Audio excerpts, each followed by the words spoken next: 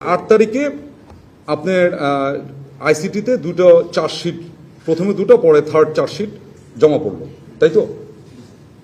8 তারিখে এটা টিভি স্ক্রলে আসা শুরু করেছে বেলা 11টা 12টা 1টা দিক থেকে। তা আমি যেটা বলছিলাম, আমাদের ওই যে আমরা যে রুমে বোর্ডে কার্যক্রমের ভিতরে থাকি, ওখানে কোনো ইলেকট্রনিক ডিভাইসও যায় না, টিভি তো দূরের কথা।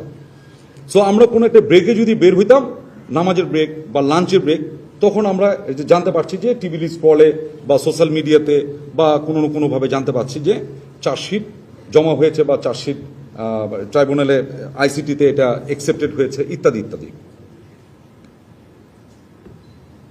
তো আমরা এরকম নামাজের ব্রেকে যখন বেরিয়েছি, দুপুরের লাঞ্চ এবং নামাজের ব্রেকে, তখন আমরা জানতে পেরেছি যে টিভির মাধ্যমে যে এরকম চার্জশিট প্রথমে 1-2, পরে আরেকটা শুনলাম যে 3 নম্বর চার্জশিটও জমা হয়েছে।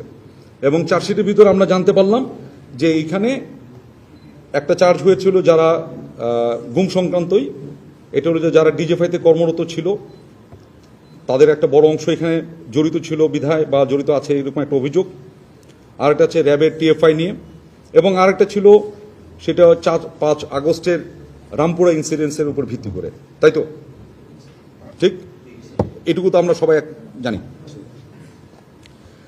তো এইটা ঘটার পরে যেটা হলো, ওখানে কতগুলো কথা বলা ছিল, যেমন ধরেন সাথে সাথে ওয়ারেন্ট অফ অ্যারেস্ট ওয়ারেন্ট যেটা, সেটাও ইস্যু হয়ে যায়। তো ইস্যুটার ক্ষেত্রে আপনারা সাংবাদিক, আমাদের থেকে আপনারা এটা বেশি জানেন। সেটা হচ্ছে যে এই ওয়ারেন্টটা ইস্যু করে ট্রাইব্যুনাল থেকে, করার পরে এটা কার কাছে যায়? পুলিশের কাছে, আইজিপির কাছে যায়। তাকে একটা ডেট দেওয়া আছে, 22 তারিখের ভিতরে এটা তাকে কার্য সমাপ্ত করতে বলেছেন। আর এখানে অনুলিপি হিসেবে, অনুলিপি পর্যন্ত মানে ফটোকপি বা অ্যানাদার কপি, এগুলো কপি হিসেবে আমাদের বিভিন্ন অ্যাপয়েন্টমেন্ট যারা আছে তাদের কাছে একটা করে অনুলিপি।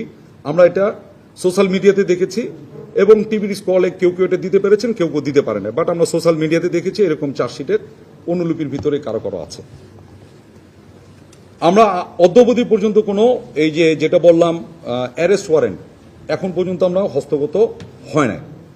এটা আপনার বিষয়টা কিন্তু আইনি বিষয়, এটা অন্য কোনো চিঠি বা অন্য কোনো কিছু না যে ইলেকট্রিসিটি বিল আসলো, সেই ইলেকট্রিসিটি বিল দিল না কেন, এটা কিন্তু আইনি বিষয়। আপনারা একটু খেয়াল করে দেখেন, এটা আসার কথা, তার একটা প্রেসক্রাইব রুট আছে, সেটা পুলিশের মাধ্যমে আসবে, ইন্ডিভিজুয়ালের কাছে পৌঁছাবে, ইন্ডিভিজুয়াল এটা রিসিভ করবেন, ওটা সাইন করবেন, ডকুমেন্ট এটা ফেরত যাবে, কোর্ট অ্যাকনোলেজ করবেন যে যার এটা ইস্যু হয়েছিল সেটা রিসিভ করেছে, তাই তো?